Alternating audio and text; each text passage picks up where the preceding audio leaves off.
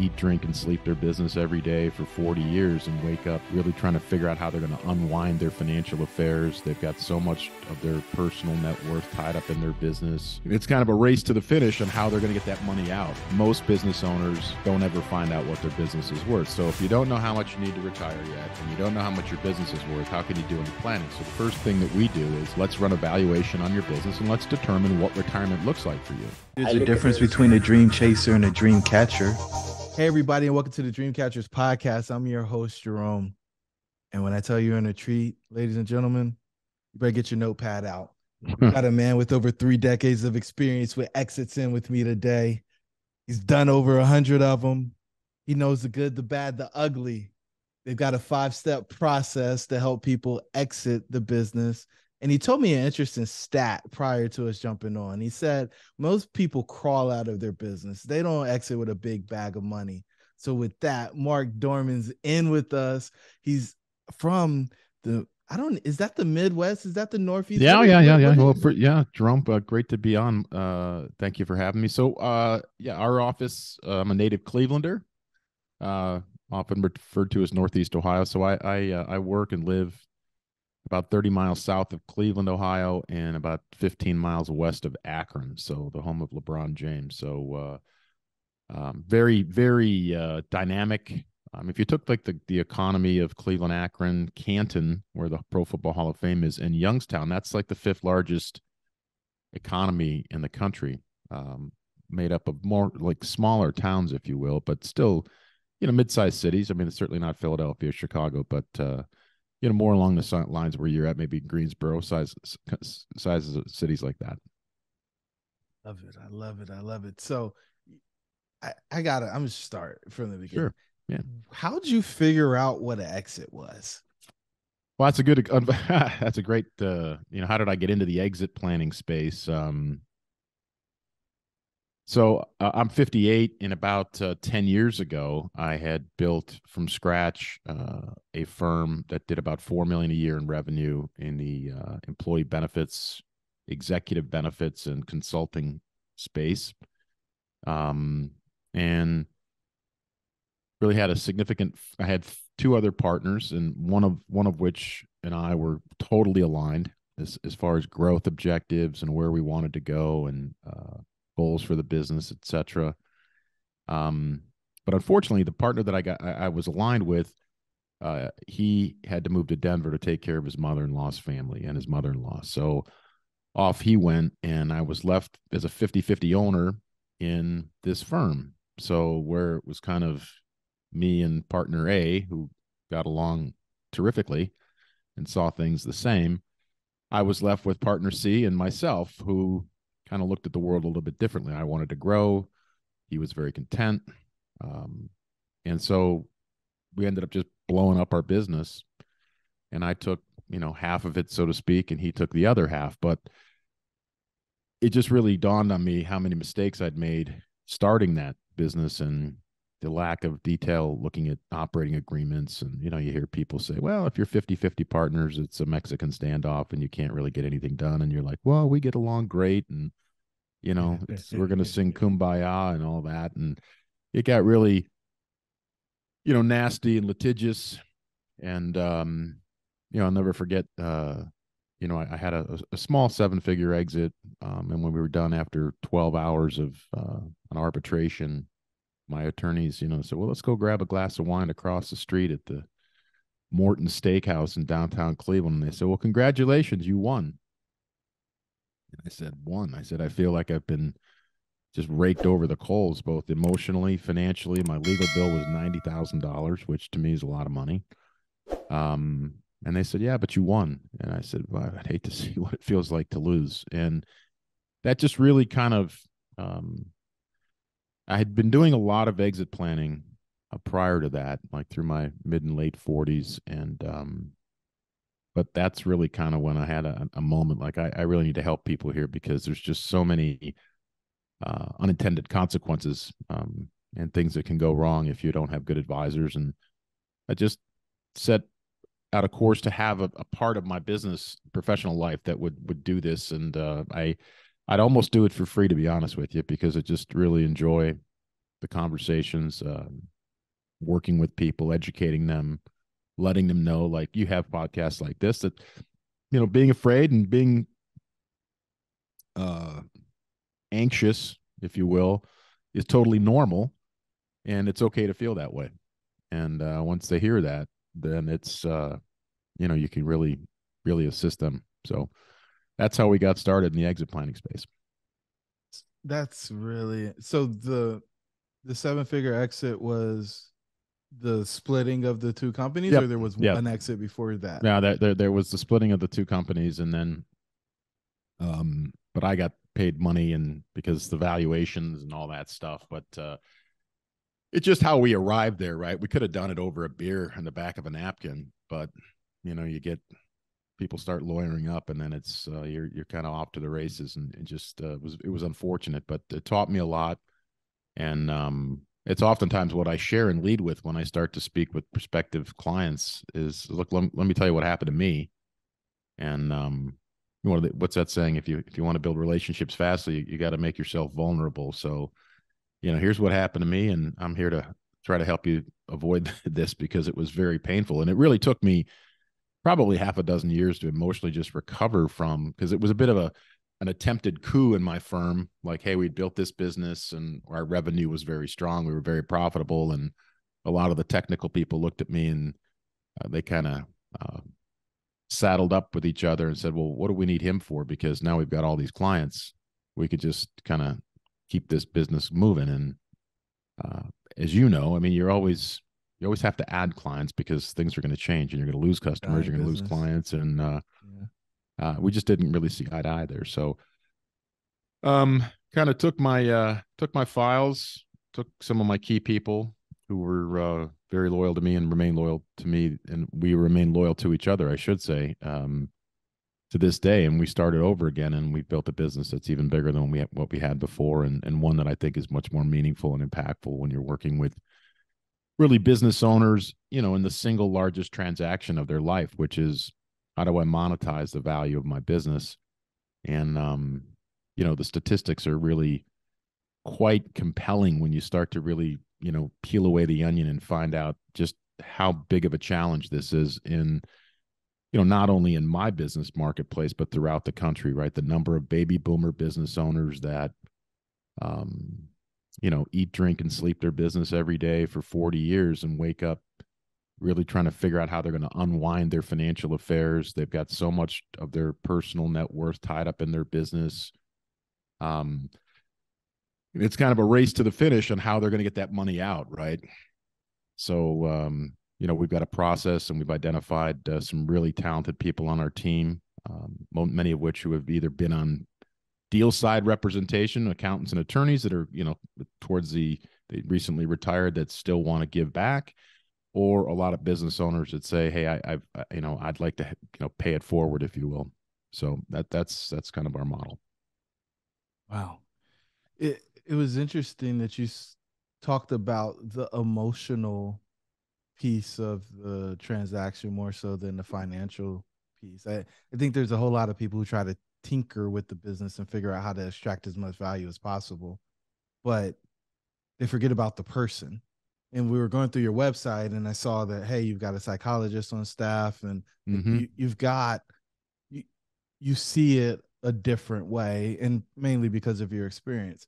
Yeah, I mean,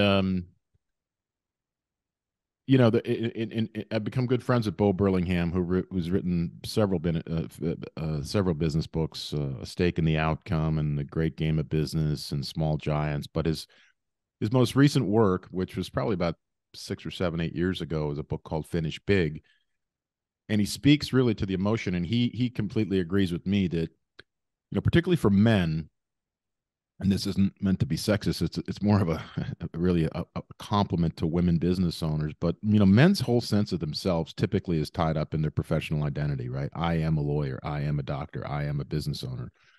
And you have to really start to work at, what are you going to do after you're not your business? So the actual second chapter in Bo's book, Finish Big, is, if I'm not my business, then who am I? Right. And talks about a gentleman who I've met in Chicago, who sold his business, and the next day his phone just completely stopped ringing. Like his Rolodex just dried up because no one needed Jerome anymore. They didn't need a favor. They didn't need to leverage his network. They didn't need anything. And he's like, whoa, this is just a big punch in the gut that, yeah, I had some money in my bank account now, but I really had lost a lot of my network and my social life and going to a ball game or playing golf. And because, everyone's kind of in that mix in your business life. And that just dried up. So the gentleman that you identified on our website is a good friend of mine, Dr. Michael Klein, who's written a book called Trapped in the Family Business. I would highly recommend that every business owner reads that. Whether you have family in your business or not, I believe that ultimately all businesses are family businesses, because I'm sure, I talk to my wife about my business, and sometimes it can get a little frustrating because they don't understand how hard it is to try to move the ball down the field. But anyway, so this book, Trapped in the Family Business, identifies all these psychological issues that either prevent owners from leaving because everyone's counting on them, and that's their sense of feeling trapped, or other maybe adult children that are 60 or 55. I've got countless examples of this where, their 79-year-old dad won't pass the baton. So they're kind of stuck here. They may be credentialed out the wazoo and they've got an MBA and they're very, very good operators, but somehow they're trapped by their own presence of their own parent, right? And it's just it's a fascinating subject. So Michael's what I call one of our adjunct coaches, because I bring him into a lot of our exit planning engagements when you're trying to really wrestle with the fact that an owner isn't quite ready emotionally to your question, right? They're just not ready to leave. When you kind of, seek to push on that a little bit, they'll say, "Well, I don't know what else would I do." What I'm gonna do with them, and what I'm gonna do with the money is the other thing that comes up. Well, but it's really not about the money. It's more, well, identity. What am I going to do? What am I going to do with my time, right? What am I going to, I can't go fishing or play golf or travel every day of the year. I like working. So you find a lot of business owners now, and we talk about it a lot in our processes, rather than necessarily exit your small business. And when I say small business, let's say under 10 million in revenue, why don't we work on it to make it more valuable and to make it run more smoothly so you can have a higher quality of life, but still own it, right? And so in other words, why would I, and particularly this is very, very in play right now, if you will, why would I sell my best asset? Maybe I get $2 or $3 million or 5 million, I don't know, and I go to reinvest that business, reinvest that capital, that $5 million into a stock market that I don't have a lot of confidence in, and 9-10 months ago into a interest rate environment that would pay me next to nothing, right? But yet if I just hold on to this asset and maybe I hire some more talented people, reinvest in my business, I could get distributions forever, right? So why sell your best asset? And when you say that, when you kind of have that conversation with an owner, they're like, let's talk about that more, because I don't really mind going to work. It's just there's parts of it that I hate to do. And that's where we start they say, well, let's figure out what those are, make them better, or hire someone else to do them, right? Or I'm going to hire Jerome Myers and pay you $150,000, $200,000, $250,000 to you run my business. Yeah, that ain't enough, Mark. Well, there you go. Cross you off the list, right? But you know what I mean? You can hire professional management, right? So it's a great space to be in. I really enjoy it. So you actually talk people out of selling their business. This is interesting. Yeah, because when you run the numbers and you ask them, well, how much do you need to retire? And they don't know, and you help them figure it out. And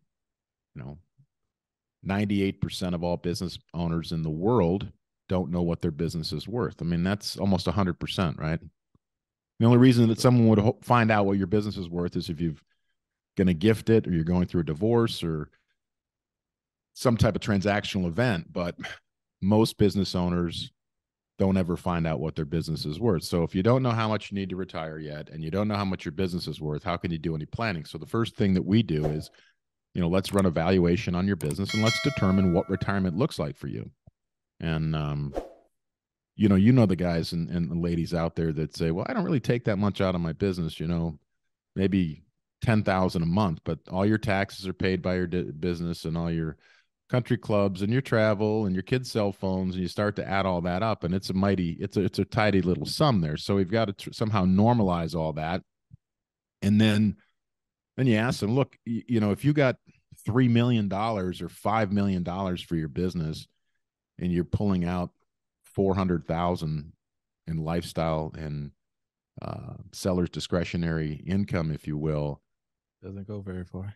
5 million is not going to go very far, right? Yeah. Particularly when, interest rates were 2.5%, 3%, and the market's kind of just floundering out there. So we started to look, at and say, well, why don't we just keep your business?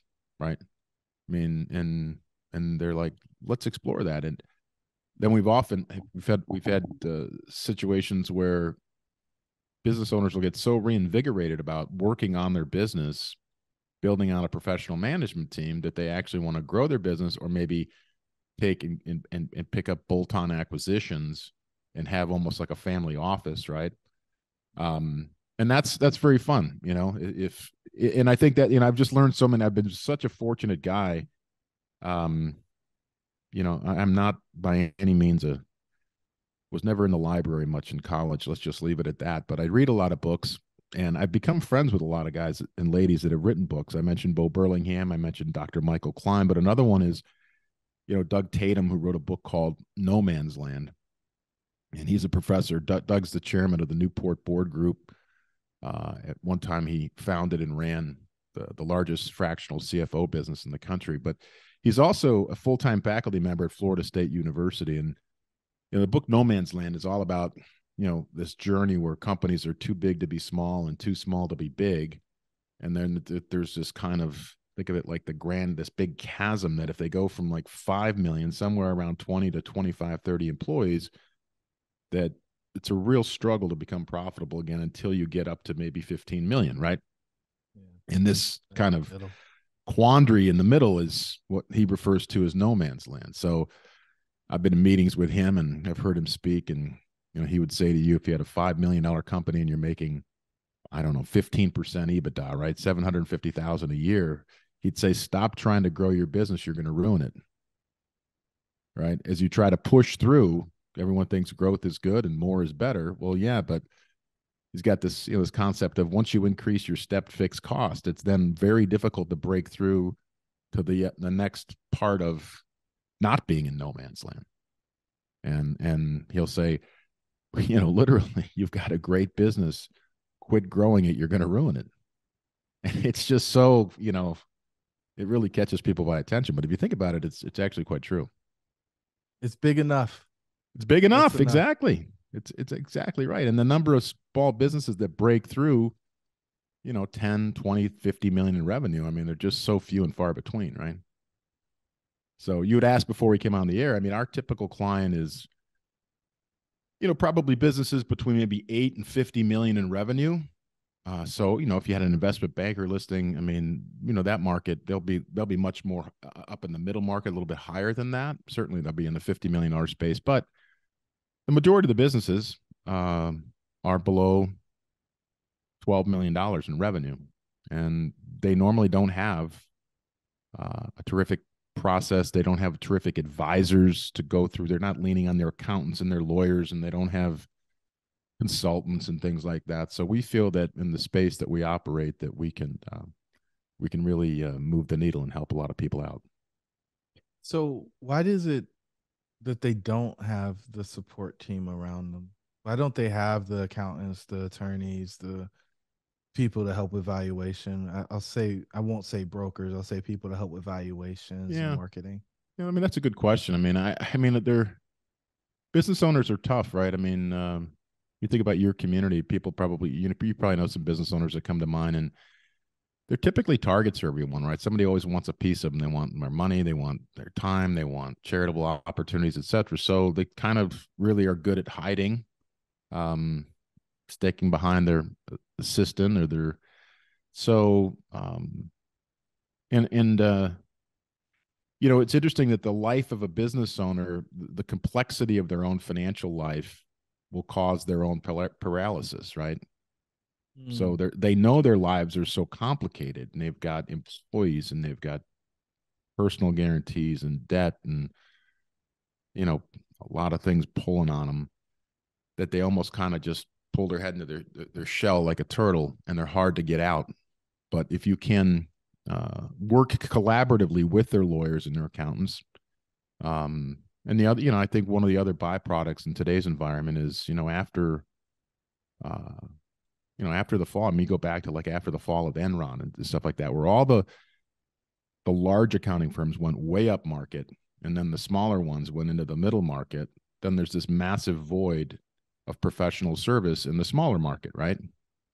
And so there's this big vacuum in there. And so you're not necessarily getting the best professional firms working in the smaller market. And I think that, and the combination of a lot of owners are penny wise and pound foolish, right? They don't want to pay for advice. So in some cases, they'd rather make mistakes and pay the price, pay the penalty on the back end. That just sounds ludicrous to me. Yeah, it does. It does. So, I mean, I like case studies, man. Sure.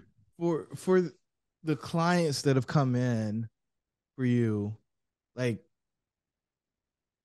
do you have a story of somebody who just sabotaged the deal because they didn't have the next thing figured out? They didn't know the answer to the question many of my private clients ask me when we talk after they exit instead of before they exit, of what now? Mm-hmm. Mm-hmm. Yeah, I mean, we've unfortunately had to kind of disengage from some things. I mean, one of the things we talked about earlier is sometimes the family dynamics in a business. I can think of a couple, or they're just so dysfunctional that, when I get in we get in the car with my colleague, and I'll say, well, look, we can't fix 35 years of, dysfunction and Johnny pouting if he doesn't get his way, right? Or an overbearing father. I mean, we just can't really, I mean, as much as they say they want to exit, it's not really going to be doable. So, and conversely, we've had incredible success stories where, we've had a couple businesses over 100 years old in this area that we got engaged in, and we really brought that. Very proud of the methodology that we built. What I love about the exit planning business is you build such rapidly intimate relationships with your clients. So a lot about not only their business, their personal financials, position, their families, their kids. And I have 4 kids, so I'm quick to tell them, look, I've got 4 kids too, but I wouldn't pick. Hey guys, as you might know, a very small percentage of the people who actually listen to this podcast are subscribers. So do us a favor, subscribe. In fact, we did some analytics and we found out that only 25% of the people who listen are subscribers. And our goal is to get that to about 75% over the next 3 months. So do us a favor, hit the subscribe button so you get notified when our new episodes come. We plan to bring immense value to you guys going forward as we continue to improve the content that we create at Dreamcatcher. Your dreams should be real. Let's get back to the show.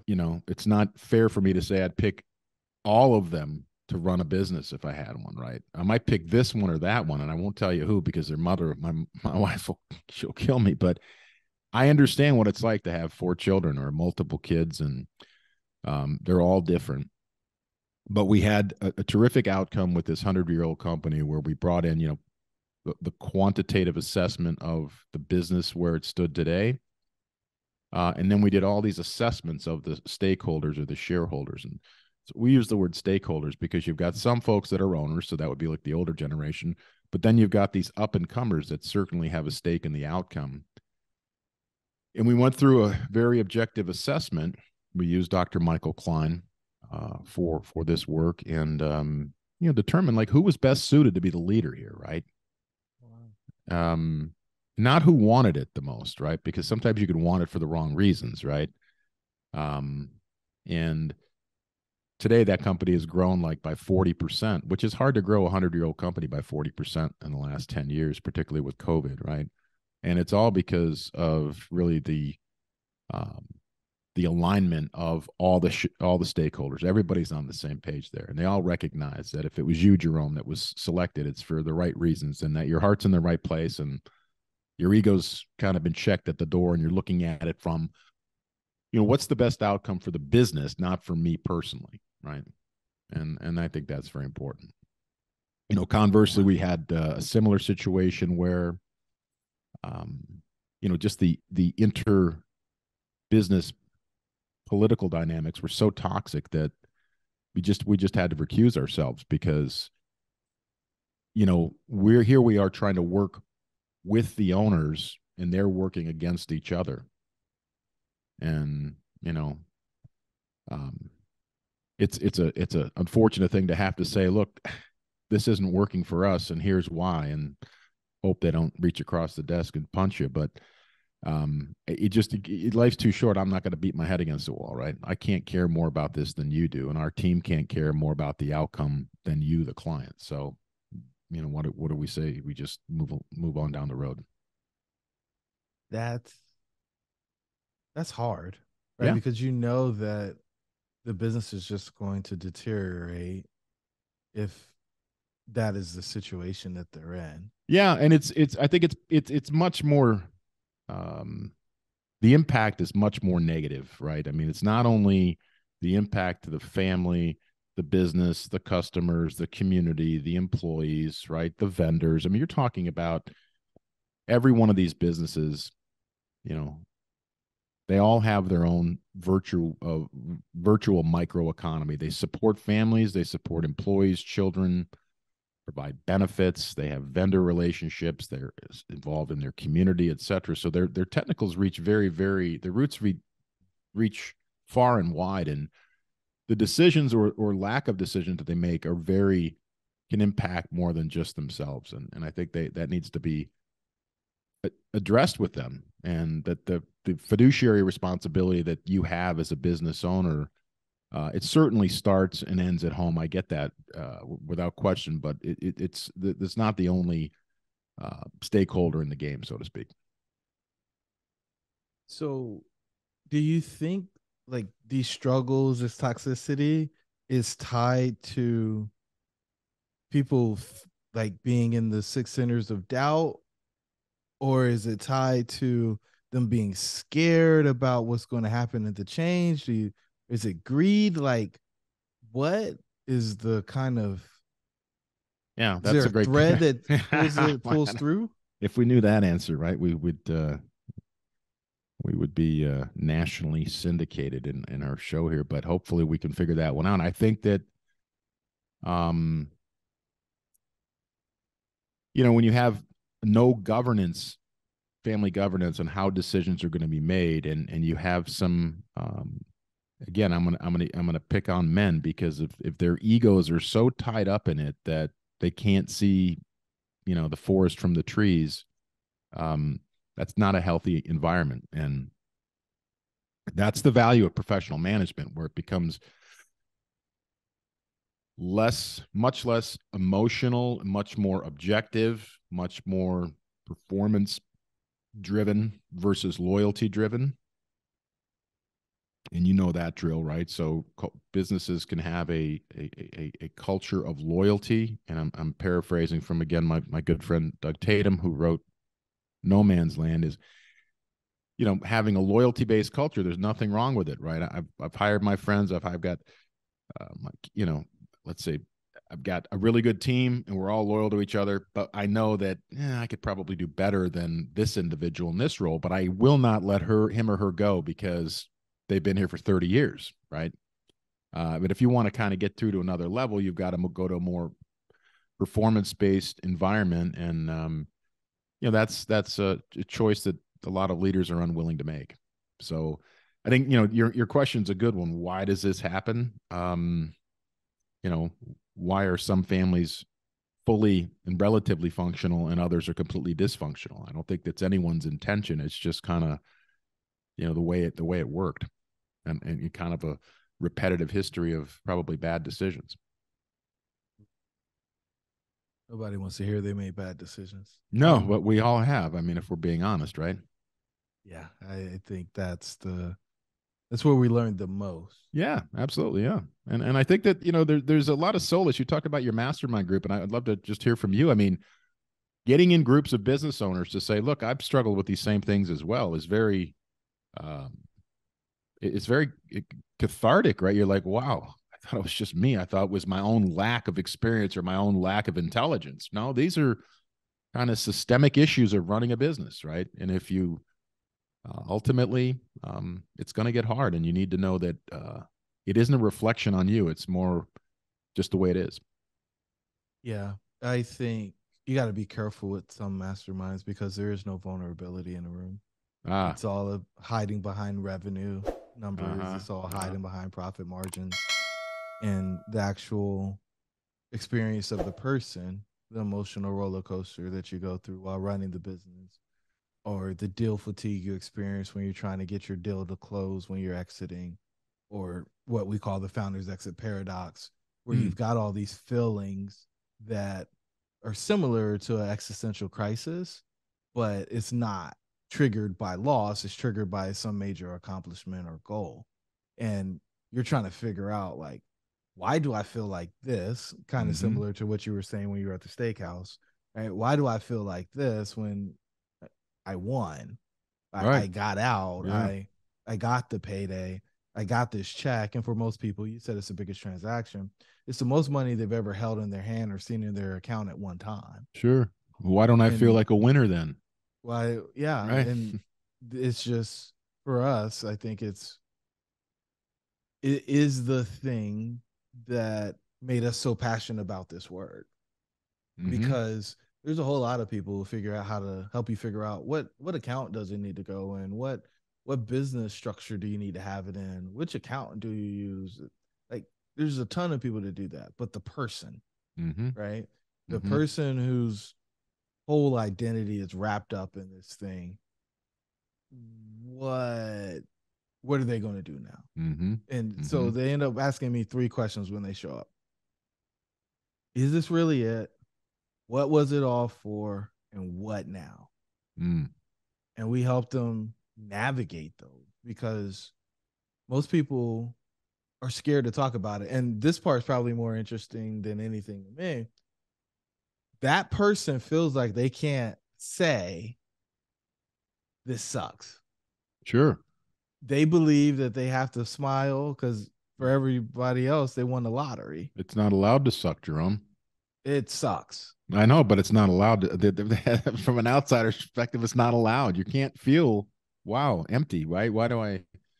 Yeah, it's tough. It's tough, and I think that's why when you look at exit planning as a profession, and as a passion, if you will, it's really equal parts, quantitative and emotional parts. And the numbers tend to take care of themselves, right? But it's really, what am I going to do next? And am I okay with that? Right. So that's interesting. You say it's equal. I've been doing a ton of research. I'm buying these books as you mentioned them along on the show. But I find that most people have no interest in the emotional stuff. They just want to figure out how to get the valuation higher, because their fee is usually tied to whatever the transaction value is. And so the person that's left behind, and the way I say it most frequently is, there's a whole person on the other side of the transaction, and nobody's paying attention to them. Yeah, and I've talked to many investment bankers and financial intermediaries, and I'm saying, I think the biggest mistake you guys make, and ladies, is you forget that, this is one of 7 or 8 deals you'll close this year, right? They got one. They got one. Right? I got one. One. Right. And this is, it's just very nerve-wracking and very gut-wrenching and distracting, and risky, and the fear of the unknown, and the fear of not being in control. of something that you kind of were in control of. At least you thought so. You tried to fake it anyway. But we know that's like. I mean, sometimes your business, it's a bit like a tiger by the tail, but to just not know what's around the corner. Yeah, I might be financially secure, but emotionally, you can be really kind of derailed for a while. We see these six centers of doubt, and the thing that, like, the prosperity piece, it's like, hey, I can afford it now, but should I? Mm-hmm. Right? I Does my financial planner, if I had one before, is that the right person for me to be talking to? Mm-hmm. Mm-hmm. It's like, do I buy? I've put off buying the watch or the car for all these years, and for some reason, I still can't pull the trigger to do it. I need a new driver, but I'm not sure I'm really hit the next one very good either. So, It's just, it's fascinating to see the prisons that we build when we get to a place where it's like we finally got our ticket, and yeah, yeah, I'm still trapped in this thing. yeah, yeah, yeah. That's very observant. Very observant. So, Mark, does your relationship with the owners continue after Oh yeah, they the become. Yeah, I mean, transaction? absolutely, they become. But they, as I said, it just the speed at which the relationships are. Um, I mean, I really feel, and honestly, and this is yes, I'm not one to brag, but I just feel like I have a unique combination of the financial acumen, the business acumen, but then the emotional intelligence to really partner with some of these individuals for a long, long time and make a big impact. But yeah, so some of my best professional friends and some of my best friends, period, are people that I've worked with, right? Because I know so much about them and their families and their business and their concerns and their fears, and I try to share equally as well to make them know that we're on equal footing. What do you Is there anything that's a common thread for the people who have the most success post exit? Yeah. Because Without question, the sooner you start, the better the outcome, right? And when that, I mean, that would be universally applicable. So, you know, the sooner you start working, I mean, think about it, business owners are so caught up in the kind of the tyranny of the urgent, and they're spinning plates all day long, and they're just, they don't know if they're coming or they're going half the time. But if you can get them to have a much more strategic perspective about their business sooner rather than later, everything gets better.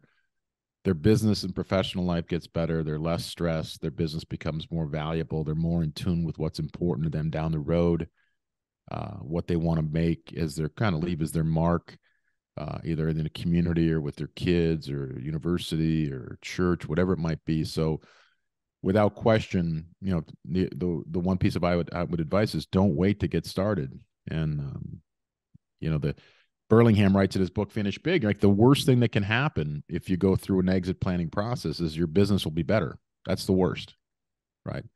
And you might find that you don't want to sell it, you don't want to transition it, you don't want to move out. You're just much more invigorated about running a business that is now a little bit easier to run because it's better, right? I mean, as I say to my kids all the time, I play a lot of golf over the years, and my son's a good player. My youngest son, I'm like, it sounds easy, but it's easy to say and hard to do, right? 1,000%. It's easy to say and hard to do, but without question, the worst outcomes would be twofold. One, waiting too long to start and not being honest with everyone not being honest with what their objectives are. Kind of coming into it with a hidden agendas. That's a recipe for disaster.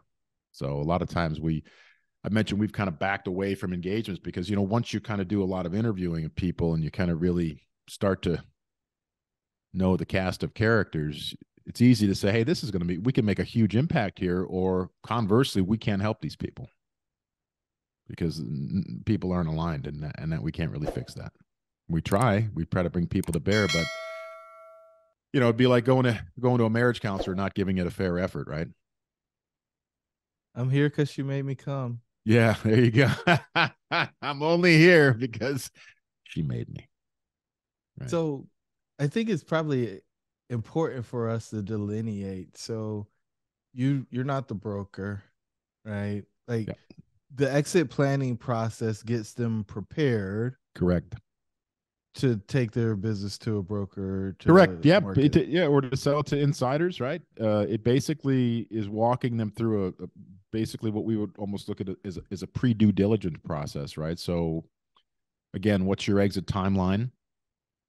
When or how old do you want to be when you start to, we call it like a glide path, right? What's your business worth? How much income do you need? I mean, that's kind of the easy part. That's the more crunching the numbers, if you will. And then you have to do really a thorough examination of the business itself, an assessment. So we use a platform called Capitalize, and it's actually a terrific, it's an Australian-based company. And they've got a terrific assessment tool called their Business Insights Report. So it's essentially an MRI on your business, right? An MRI not only on the financial performance, both past and future looking, but also with a series of interviews with the various stakeholders, a really assessment of the level of preparedness that people have to leave their business, and then the qualitative elements, and the presence of the qualitative elements that should be found in every business. So systems and procedures, key performance indicators, all the things that professionally managed companies have that you would get paid more for if you have them in your business, and dinged if you don't have them in your business.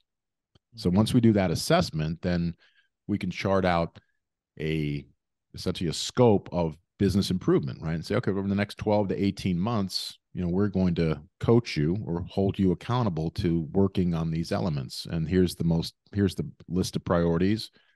And we roll up our sleeves and bring our coaching staff into play and help them. Wow. That's pretty cool. And so then at the end, they're exit ready.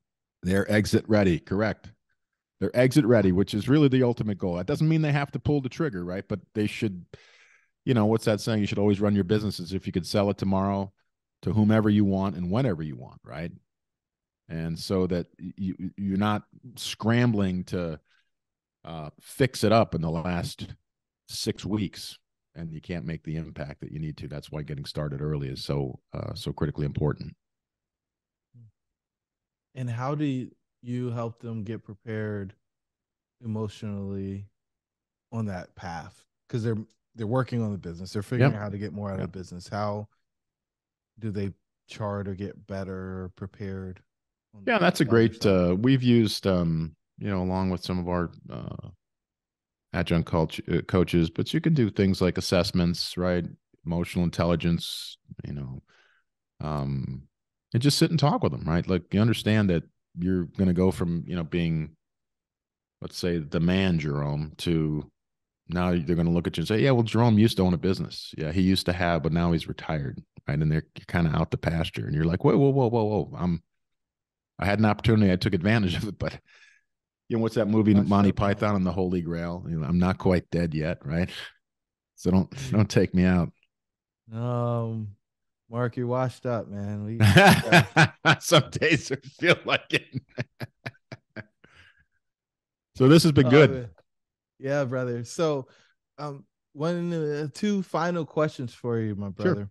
The first one is, who else should we have on the show? I mean, you've been in the game and you've been playing the game at a high level for a while. Who else should we bring on to talk about 8-figure exits? I think there's a couple folks that I would.